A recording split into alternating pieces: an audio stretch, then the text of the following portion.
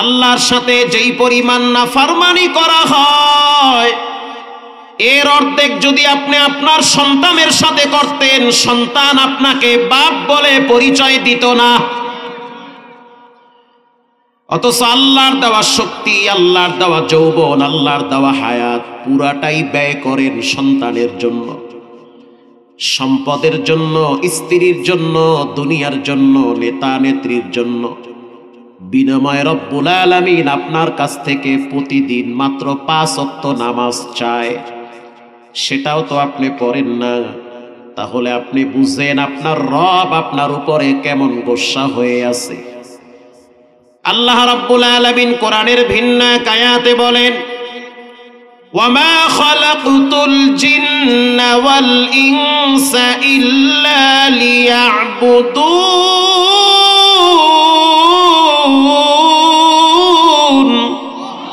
মনিটরের sound আরো দেন মিয়া, কান ফাটান আমার, কি সাউন্ড দেয় গলাটা। প্রিয় ভাইরা আমার, ওয়ামা খালাকতুল জিন্না ওয়াল ইনসা ইল্লা লিয়াবুদুন।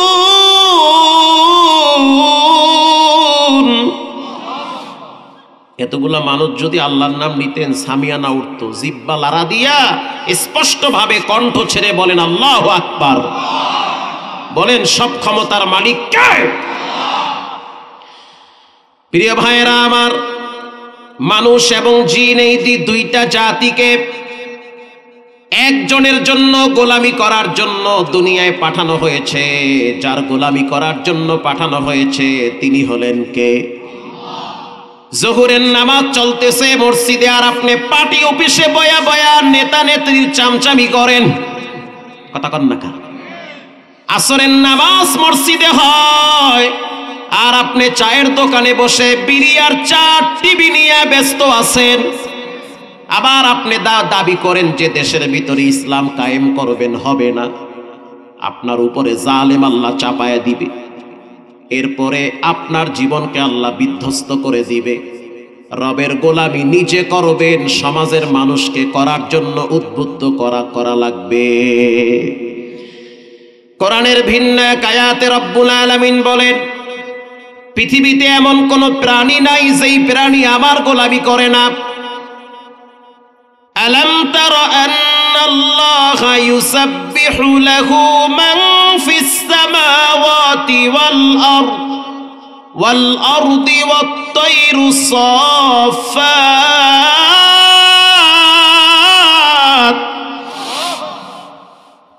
আল্লাহ রাব্বুল আলামিন বলেন, পৃথিবীর ভিতরে তোমরা চোখ দিয়ে যেই পাখি দেখতে পাও, সেই পাখি পাখা বিস্তার করে জিহ্বা লড়ায়া একজনের প্রশংসা করে, তিনি হলেন কে?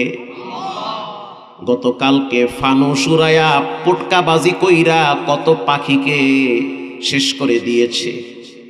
পাখির অভিশাপ এক একটারে ছাড়বে না, এক একটার কইজা আল্লাহ পুরায় খাইবে।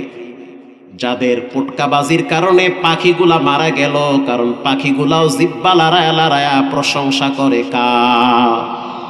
কেন অনর্থক পাখি মারলেন? কলজা খাইবে, মাইয়ের কলজা খাইবে, বইয়ের ক্যান্সার দিয়ে আল্লাহ জাগায় হওয়ায়া ভিক্ষা করায়া ছাড়বে। অপেক্ষায় থাকেন, ধরে কেমনে খালি গোনেন কয়টা পাখি মারছেন ফানুস উড়াইয়া। আল্লাহ বলেন, ওয়াত তায়রু সাফফাত কুল্লু ক্বাদ আলিমা সালাতাহু ওয়া তাসবিহা।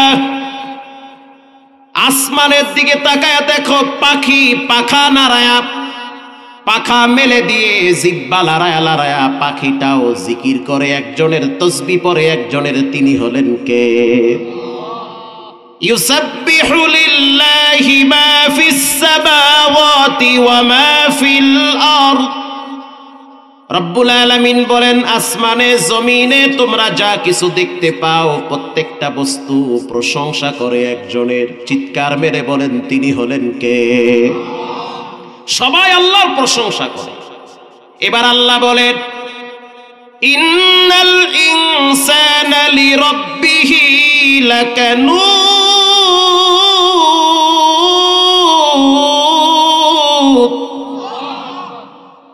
মানুষ এমন একটা একটা জাতি বড় নিমুখ হারাম। মানুষের মতো নিমুখ হারাম পৃথিবীতে কেউ নাই।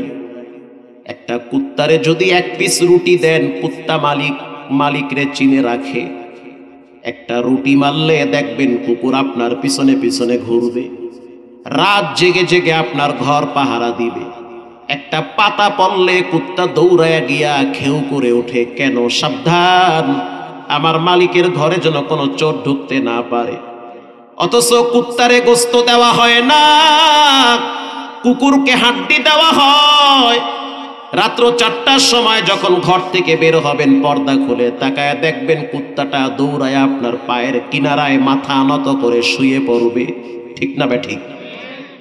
এরপরে যদি আপনি কুত্তাটারে পা দিয়া লাথি দেন, বিশ্বাস করেন কুত্তা আপনার পায়ে আঘাত করবে না, বরং মাথাটা নোয়াইয়া চোখ বন্ধ করে বলে, মালিক আমি আপনার কিছুই খাই না, শুধু হাড্ডি খাই, কিন্তু আপনি আমারে কেন লাথি মারেন? আমি তো আপনার কৃতজ্ঞ। আল্লাহু আকবার, আমি তো আপনার কৃতজ্ঞ। বিখ্যাত একজন দার্শনিক ইমাম গাজ্জালি রাহিমাহুল্লাহ লেখেন, হে পৃথিবীর মানুষ শুনে নাও, কুত্তার ভিতরে 10টা গুণ আছে। এই 10টা গুণ যদি মাহমুদুল হাসান তোমার ভিতরে থাকে, তুমি আল্লাহর ওলি হয়ে যাবে। এই বয়ান আমি করি নাই, আল্লামা দেলোয়ার হোসেন সাইদি রাহিমাহুল্লাহ তার বয়ানে অনেকবার শুনছি। কুত্তার অন্যতম একটি গুণ হলো কুকুর প্রভু ভক্ত। কথা কন না কার? কুকুর সে তার প্রভু ভক্ত হয়। বিশ্বাস করেন, কুকুর নিজে জীবন দিয়া দেয়, মালিকের ক্ষতি হোক এটা কুকুর চায় না। কুত্তার 2 নম্বর গুণ, কুত্তা অল্প জায়গায় সন্তুষ্ট হয়। কুত্তার কোনো ঘর বাড়ি নাই। আর আমাদের অভ্যাস হলো একটা বাড়ি হইলে আর একটা বাড়ি, আর একটা হইলে আর একটা, এরপরে কিস্তিতে লোনে টাকা নামাইতে না পারলে পেটের ভাত হজম হয় না। কুত্তার অন্যতম একটা বৈশিষ্ট্য, কুকুর যা পায় তা দিয়েই শুকর আদায় করে, মালিকের উপরে চড়াও হয় না। কুত্তার অন্যতম একটি বৈশিষ্ট্য হলো কুকুর কম ঘুমায়। আল্লাহর বলি যারা, তারাও রাত্রিবেলা ঘুমায় ঠিক, রাতের কিছু অংশে যায় নামাজে দাঁড়ায় দাঁড়ায় রবের সাথে ভালোবাসায় লিপ্ত হয়। ঠিক না বে ঠিক? আল্লাহর নবীর একজন সাহাবী হযরত ওমর রাদিয়াল্লাহু তাআলা আনহু, তার দরবারে একটা লিস্ট আসছে। লিস্ট হলো পার্শ্ববর্তী দেশ হেমসের ভিতরে দুর্ভিক্ষ দেখা দিয়েছে। দুর্ভিক্ষের কারণে কিছু মানুষ খাবার অভাবে কষ্ট পায়। ওই হেমসের গভর্নর ছিল সাইদ ইবনে আমির আল জুমাহি। হযরত ওমর রাদিয়াল্লাহু তাআলা আনহু বলল, হেমসবাসী, আমার দরবারে গরিবদের একটা লিস্ট পেশ করো, কারা কারা গরিব, খাবার খাইতে পারে না, কষ্ট হয়, এমন একটা লিস্ট আমার দরবারে পেশ করো। কিছুদিন পরে তার দপ্তরে একটা লিস্ট আসলো, 80 জনের লিস্ট। 80 জন হলো হেমসের গরিব, এদের জীবনযাত্রা সংকীর্ণ, কষ্ট করে সংসার চালায়। হযরত ওমর রাদিয়াল্লাহু তাআলা আনহু তাকায় দেখলো, লিস্টের প্রথম যার নাম দেখার সাথে সাথে তিনি আশ্চর্য হয়ে গেলেন। লিস্টের প্রথম নাম হলো ওই দেশের যিনি মন্ত্রী, তার নাম, আল্লাহু আকবার, সাইদ ইবনে আমির আল জুমাহি। তার নাম হলো প্রথমে লেখা। সে হলো সবচেয়ে বড় গরিব, সবচেয়ে বড় ফকির। মন্ত্রী সাহেব সে ফকির, আর আমগো দেশের প্রধানমন্ত্রীর পিয়নে 600 কোটি টাকা মার রেখাইছে। কথা কন না কা? এটা আমার কথা না, হে নিজেই কইছে। তাইলে নিজে কদ্দুর খাইছে আল্লাহই জানে, আল্লাহই ভালো জানে। পিয়ন যদি এত টাকা খায়, ওরে সুবহানাল্লাহ, পিয়ন হইতে পারলে তো লাভ হইতে আমার। প্রিয় ভাইয়েরা আমার, আপনি আমার টাকা মেরে খাবেন, মাপ চাবেন, মাপ হবে। 18 কোটি মানুষের টাকা যদি মেরে খান, মাপ হবে না। আল্লাহর আদালতে হিসাব দিয়ে কুলাইতে পারবেন না। এতগুলা মানুষের টাকা কেমনে মাইরে খাইয়া কবরে গিয়া চেহারা কিবলার দিকে ফিরাইবেন, লাভ হবে না। মরার পরে কবরে বাটাম ফাটা দিবে। আমরা বাঙ্গায় ওয়াজে গেছি গত বছর, একজনে কয় হুজুর আমগো এলাকার বাথরুম পর্যন্ত নেতারা খাইয়ে লাই। সুবহানাল্লাহ, বাথরুম খায় কেমন? গাইটাও খাইয়ে লাইছে, বাথরুমের টাকা খাইছে। এরকম নেতা আমগো দেশে আগে ছিল না? ছিল তো। প্রিয় ভাইয়েরা আমার, হযরত ওমর রাদিয়াল্লাহু তাআলা আনহু যখন দেখলো লিস্টির প্রথম নাম সাঈদ ইবনে আমির আল জুমাহি, এবার হযরত ওমর বলল, এরে আসলাম শুনে নাও, 100 স্বর্ণ মুদ্রা একটা থলা বানাও, 100 স্বর্ণ মুদ্রা হেমসের গভর্নর সাঈদ ইবনে আমির আল হাতে পৌঁছায় দিবা, আর দূর থেকে দেখবা এই স্বর্ণ মুদ্রা পাওয়ার পরে সে করে কি। এবার দূত চলে গেল তার কাছে, যাওয়ার পর 100 স্বর্ণ মুদ্রা থলা তার সামনে পেশ করল, মন্ত্রীর সামনে। সাঈদ ইবনে আমির আল জুমাহি চিৎকার মেরে বলল, ইন্না লিল্লাহি ওয়া ইন্না ইলাইহি রাজিউন।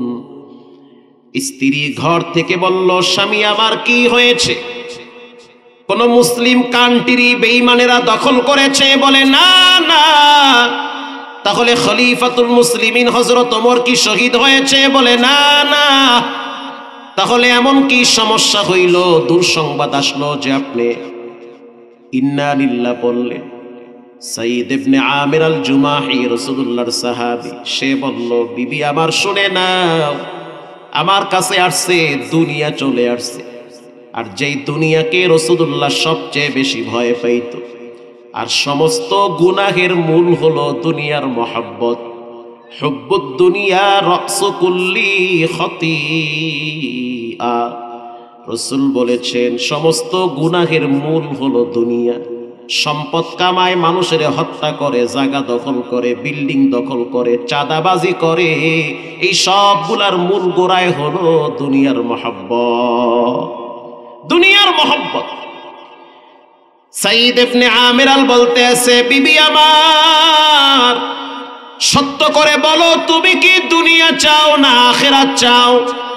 স্ত্রী বলল, দুনিয়া লাগবে না স্বামী আমার, আমি আখিরাতে তোমার সাথে আল্লাহর জান্নাতে থাকতে চাই। তাহলে কষ্ট করার জন্য তৈরি হয়ে যাও। যেহেতু হযরত ওমর আমাকে জনগণের দায়িত্ব দিছে, জনগণের ভক্ষ খাওয়া যাবে না, জনগণের মালের রক্ষক হওয়া লাগবে।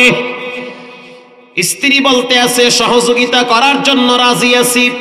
হযরত ওমর রাদিয়াল্লাহু তাআলা আনহু বলল, তুমি একটা কাজ করো, দেখো তোমার চোখে এই মহল্লায় কারা কারা গরিব আছে, তাদের লিস্ট করে আমার কাছে দাও, 100 স্বর্ণ মুদ্রা তাদের সামনে আমি বন্টন করব। সুবহানাল্লাহর ভলিউম বাড়ায় দেন। এইরকম নেতারে সংসদে পাঠান, তাহলে দেশের সম্পদ নষ্ট হবে না। ইনসাফ ওয়ালা নেতা পাঠান, খালি টিপ মাইরেন না আউলা জাউলা। রাগ করতেছে, একটু করেন রাগ, আপনি রাগ করলে তো আমার ভালোই লাগে একটু। প্রিয় ভাইরা আমার, হযরত ওমর রাদিয়াল্লাহু তাআলা আনহুর কাছে চলে গেল সেই দূত, মানে যিনি বার্তাবাহক। যাওয়ার পরে বলল, আমিরুল মুমিনিন, আমি এক আশ্চর্য দৃশ্য দেখছি। কি দেখলা? বলে, আমি দেখছি সে নিজে গরিব, তার থাকার তেমন একটা ঘর নাই, ভাঙ্গা কোনো মতো ঘরে নিজের জীবন পার করে, আর ওই স্বর্ণ মুদ্রাগুলা ডানে বামে ফোকারাদের মাঝে বন্টন করেছে, গরিবদের মাঝে এটা বিলি করেছে। হযরত ওমর আশ্চর্য হয়ে গেল। তাড়াতাড়ি মন্ত্রী পরিষদ গঠন করো, পালকি রেডি করো, উট দুম্বা রেডি করো, আমি হেমসে সফরে যাব সেই সাঈদ ইবনে আমির আল জুমাহিকে দেখার জন্য। আল্লাহু আকবার, আমি তাকে দেখতে যাব। এবার হযরত ওমর তাকে দেখার জন্য গেলেন। একটা মসজিদের ভিতরে পুরা হেমসের মানুষগুলাকে একত্রিত করলেন। আগে তো এত ঘন বসতি ছিল না, এত মানুষের বসবাস ছিল না, কিন্তু একটা মসজিদের ভিতরে হাজার হাজার মানুষের জায়গাও হতো না। বারান্দায় বাহিরে হাজার হাজার মানুষ বসে আছে। হযরত ওমর বসে আছে, ডান পাশে সাঈদ ইবনে আমির আল জুমাহি ওই এলাকার মন্ত্রীদের পাশে বসাইছে। আর হযরত ওমর রাদিয়াল্লাহু তাআলা আনহু বলতেছে, এরে হেমসের মানুষ শুনে নাও, এই লোকটার উপরে তোমাদের কোনো অভিযোগ আছে কিনা? পিছন থেকে একজন দাঁড়ায় বলল, আমিরুল মুমিনিন, আমার একটা অভিযোগ আছে। আরে আল্লাহ, কয় কি এই লোকের ব্যাপারে অভিযোগ থাকতে পারে? বলে হ্যাঁ আছে। কি সেই অভিযোগ বলো?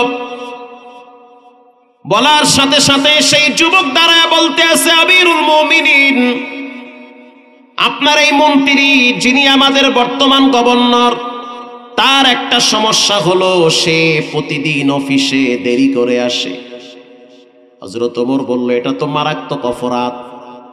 পিছন থেকে আর একজন দাঁড়ায় বলল, আমিরুল মুমিনিন, আমাদের মন্ত্রী সাহেব, তার আর একটা অপরাধ, সমস্যা, অভিযোগ, সেটা হলো সে দিনের বেলায় আমাদেরকে সময় দেয়, রাত্রিবেলা সময় দেয় না। আর একজন পিছন থেকে দাঁড়ায় বলতে আছে, আমিরুল মুমিনিন, আমার একটা অভিযোগ, সেটা হলো সে প্রতিদিন, সপ্তাহে একদিন অফিসে আসে না, মাসে একদিন অফিসে আসে না, প্রতি মাসে 29 দিন অফিস করে, একদিন আসে না। হযরত ওমর রাগান্বিত হয়ে গেলেন, প্রশ্ন করলেন সাঈদ ইবনে আমির আল জুমাহিকে, আমি তো তোমাকে নেককার মনে করেছিলাম, জনগণের আমানতদার মনে করেছি, অথচ অভিযোগ মানুষ দিতেছে তোমার নাকি 2-3টা প্রবলেম। সাঈদ ইবনে আমির আল জুমাহি বলতে আছে, আমিরুল মুমিনিন, আমার এই গোপন রহস্য আমি চাই না মানুষ জানুক, যেহেতু আপনি জনগণের মুখোমুখি আমারে করছেন, আমার তো গোপন তথ্য ফাঁস করা লাগবে। এবার এই আমিরুল মুমিনিন হযরত ওমর প্রশ্ন করলো, কেন তুমি প্রতিদিন অফিসে দেরি করে আসো? সাঈদ ইবনে আমির আল জুমাহি জবাব দেয়, আমিরুল মুমিনিন, আমার তো ঘরে কোনো চাকর নাই, কোনো দাসদাসী নাই, আজকে দীর্ঘদিন পর্যন্ত আমার বিবি অসুস্থ, প্রতিদিন সকালবেলা রুটি আমার নিজের হাতে বানাইতে বানাইতে অফিসে আসতে দেরি হয়, আমার কোনো খাদেম নাই, চাকর নাই, সিকিউরিটি গার্ড নাই, কে আমার ঘরের কাজ করবে?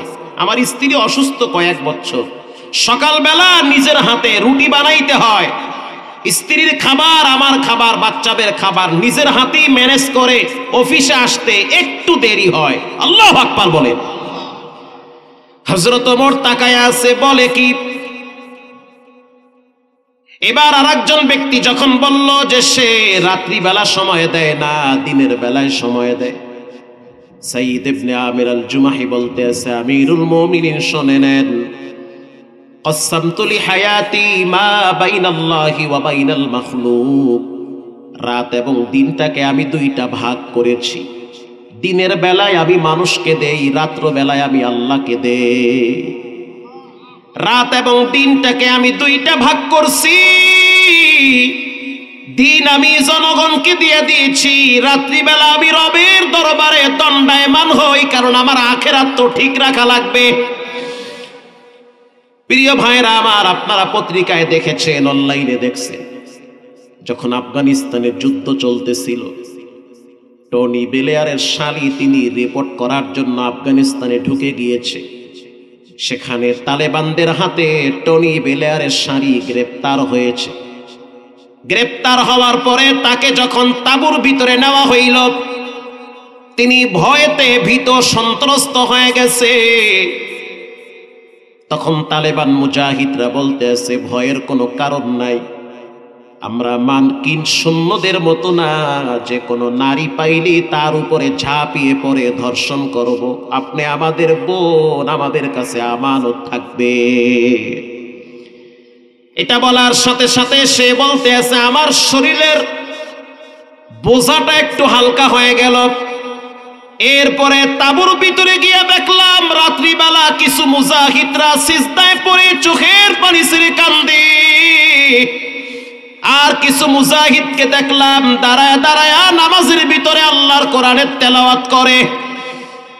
তখন আমি চিন্তায় পড়ে গেলাম, আমাদের যোদ্ধারা, মার্কিন সৈন্যরা, তারা তো দিনের বেলায় যুদ্ধ করে, রাত্রিবেলা আর মদ আর জুয়া আর শুকরের মাংস নিয়ে ব্যস্ত থাকে, নারী নিয়ে ব্যস্ত থাকে।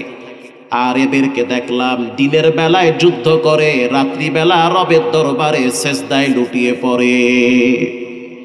এই জাতিকে কখনোই থামানো যাবে না। টনি ব্লেয়ারের শালী বলে, আমি আর দেরি করি নাই, যিনি কমান্ডার ছিল তার নাম ছিল আব্দুল্লাহ আল হাফিজ, আমি তার কামরার কিনারায় দাঁড়ায় দেখছি রাত্রিবেলা তিনি জায়নামাজে বসে বসে দুই হাত তুলে রবের দরবারে চোখের পানি ছেড়ে কাঁদে। তার চোখের অশ্রু দেখে আমি তার সামনে দাঁড়ায়া কালেমা পড়ে মুসলমান হয়েছি। এত সুন্দর আদর্শ ইসলাম ছাড়া অন্য কোথাও থাকতে পারে না। ঠিক তেমনি ভাবে এই সমাজের যুবকরা যদি পাবজি, ফ্রি ফায়ার, টিকটক সব বাতিল করে দিয়ে দিনের বেলায় যদি কোরআনের পক্ষে স্ট্রং হয়ে দাঁড়িয়ে থাকে আর 5 ওয়াক্ত নামাজ জামাতের সহিত আদায় করে, আর যদি বলে ফরিদপুরের ভিতরে কোনো ধরনের অশ্লীলতা বেহায়াপনা চলবে না, আর রাত্রিবেলা যদি রবের দরবারে 2-4 রাকাত নামাজ পড়ে সেজদায় লুটিয়ে পড়ে, এই ফরিদপুরে কোনো নাস্তিক বেঈমান আল্লাহর বিরুদ্ধে অবস্থান নিতে পারবে না। আসতে বলবেন না, জোরে বলেন ঠিক না ঠিক? প্রিয় ভাইরা আমার, কসসামতু লিহায়াতি মা বাইনাল্লাহি ওয়া বাইনাল মাখলুক, আমার জীবনটাকে আমি 2টা ভাগ করছি। মানুষের রাতও কাটে, দিনও কাটে। আমি আমার রাতকে রবকে দিয়েছি, দিনকে রবের বান্দাদেরকে দিয়েছি। 3 নম্বরের ব্যক্তি যিনি অভিযোগ করলো আমি নাকি মাসে 1 দিন আসি না, এটা সত্য কথা। কারণ আমিরুল মুমিনিন ওই মাসে একবার আমার কাপড় চোপড়গুলো আমি ধুইয়া দেই, যার কারণে এমন কোনো কাপড় থাকে না যেটা পরে আমি সংসদে গিয়ে কথা বলবো, যেটা পরে আমি গণভবনে গিয়ে বসবো। এজন্য মাসে 1 দিন আমি ডিউটি পালন করতে পারি না। হযরত ওমর রাদিয়াল্লাহু তাআলা আনহু তাকে বুকের সাথে জড়ায়া কপালে চুমা দিয়া বলে, তোমার মতো ন্যায় নীতিবান কোন গভর্নর যদি যেই দেশে থাকে ওই দেশ আল্লাহ আযাব গজব দিয়ে ধ্বংস করবে না। আল্লাহু আকবার। কুকুরের একটা চরিত্র, কুকুর প্রভু ভক্ত হয়। এই আদর্শ যদি আমাদের ভিতরে থাকতো যে আমরা যেই মালিকের নুন খাই তার গুণ গাওয়া লাগবে, তাহলে আমরা কোনোদিন জালেম স্বৈরাচারের নির্যাতনের শিকার হইতাম না। এই সমাজের অধিকাংশ মানুষ নামাজ পড়ে না, তারা আবার ইনসাফ চায়। আরে তো আপনি আল্লাহর সাথে বেইনসাফি আগেই করছেন। যেই সমাজের মানুষগুলা রবের উপরে জুলুম করে, নফসের উপরে জুলুম করে, তারা আবার কেমনে ইনসাফ চায়? আল্লাহর যেমন হক আছে বান্দার হক আছে। আল্লাহর 1 নম্বরের হক, বান্দা প্রতিদিন 5 ওয়াক্ত নামাজ মসজিদে গিয়া সেজদায় লুটিয়ে পড়বে। আল্লাহ রাব্বুল আলামিন কোরআনে বলেন, ইয়া আইয়ুহাল্লাযীনা আমানুস্তাঈনু বিস-সাবরি ওয়াস-সালাহ। পৃথিবীর মানুষ তোমরা আমি রবের কাছে 2টা জিনিসের মাধ্যমে সাহায্য চাবা। 1 নম্বরে নামাজ, 2 নম্বরে ধৈর্য। যার জীবনে নামাজ আছে, যার জীবনে ধৈর্য আছে, এই 2টা গুণ যার ভিতরে থাকবে, রবের সাহায্য তার জন্য অবধারিত। আল্লাহু আকবার। এখনকার যুগের মানুষ বেশিরভাগ চায়ের দোকানে ধৈর্য ধরে, মসজিদে আসলেই অধৈর্য হয়ে যায়।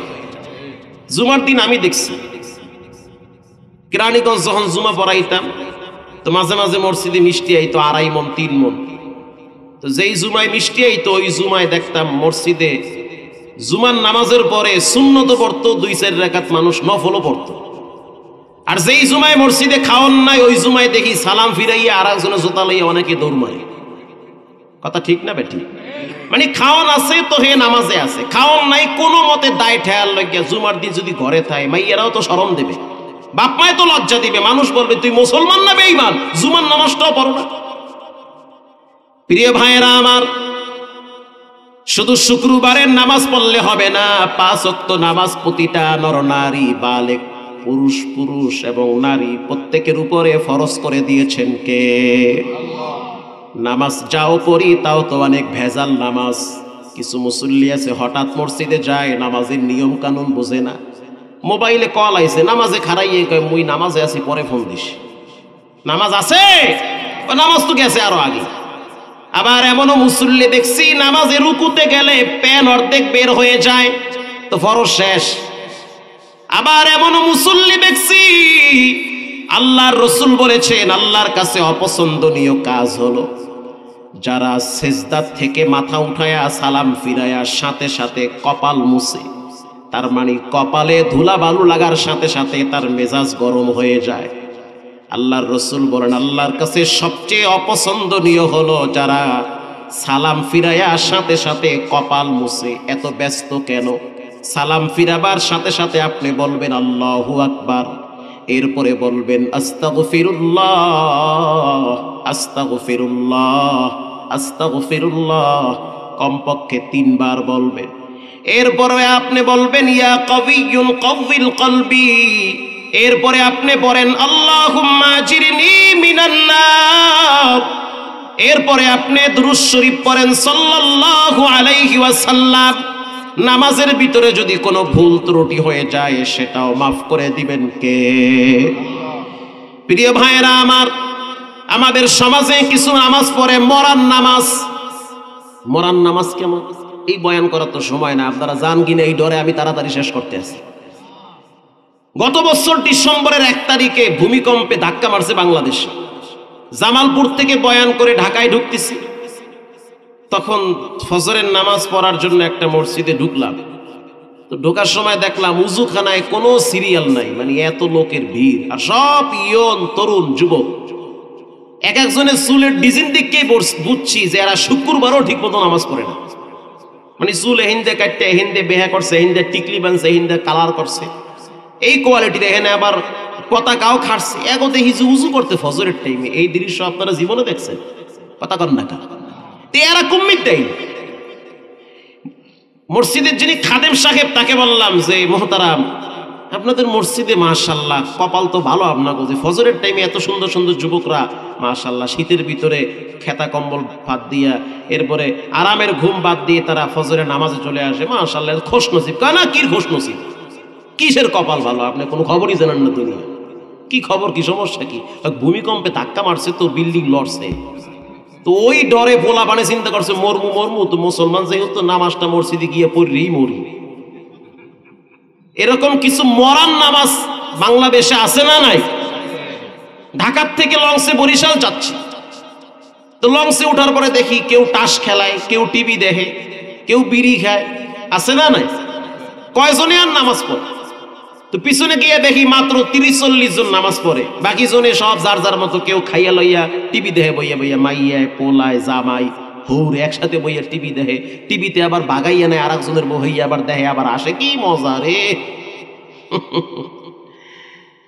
রাত যখন 2টা বাজে, তখন আমি তো কেবিনে, হঠাৎ দেখি লঞ্চ লড়তে আছে। কি লঞ্চ লড়ে কেন? জিনে কি ভিতরে হানছিনি? পরে দেখলাম লঞ্চের ভিতরে সব রুমে ফ্যান আছে, এই যে কেবিনে কেবিনে ফ্যানও দেখি লড়ে, এসি দেখি, হ্যাঁ দেখি ডাইনে বামে লড়ে। ও আল্লাহ, এক করছে কি? পরে বাইরে নামে দেখি তুফানে খালি বাড়ি মারতে আছে, লঞ্চ একবার ডাইনে যায় আবার বামে যায়। তো পরে দোয়া কালাম যা আছে পড়ছি, কারণ মরার ডর তো সবাইরই আছে, নাকি বলে? মরার ডর আছে না? বাড়ি জমা এখন যদি যাই মাছের পেটের তলে, তাকে ব্যাপারটা কেমন হয়ে গেল না? এখন ওই সময় দেখলাম ওরে সুবহানাল্লাহ, ওই যারা একটু আগে টাস খেলাইছে, এখন অনেকেরা দেখলাম সিরা টুহি মাথায় দিয়ে লম্বা তসবি লইয়ে উপরে উঠছে। একজনে দেখলাম পড়তে আছে সব্বি আল্লাহ সব্বি আল্লাহ। আচ্ছা অকন কি বাবা, দোয়া কালাম ভুললে গেছি, কারণ যেই কেঁদে তুফানে বাড়ি মারছে, অত উপায় নাই, কিছুই দেখা যায় না পর্দার মাঝখানে। চিন্তা করছেন, নামাজ কিন্তু পড়ে নাই, অথচ তুফানে যখন বাড়ি মারছে মরার ডরে তসবি লইয়া মাথায় টুপিও দিছে। এরে কয় মরার ঢং ধরা। কথা ঠিক না বে ঠিক? মানে মরার ডরে দরবেশি বাম ধরছে।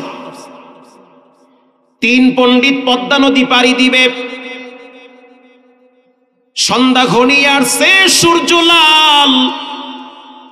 3 জনে ভ্রমণ করার জন্য নদী পাড়ি দিতেছে, ওপারে যাবে, কিন্তু স্রোত এত বেশি, বরাবর যাওয়া তো দূরের কথা, নৌকাটারে ওই সাগরের মোহনার দিকে নিয়ে যায়।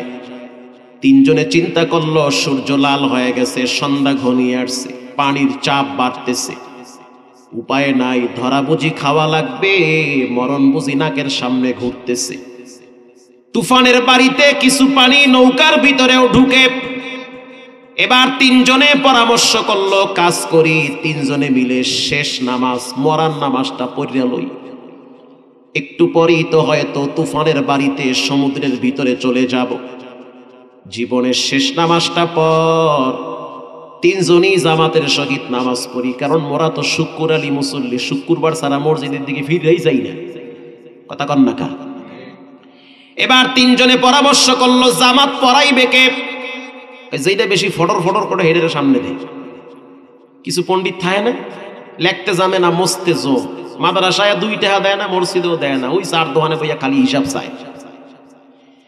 এবার যেটা বেশি কথা বলে ওরে বলল তুই নামাজ পড়া।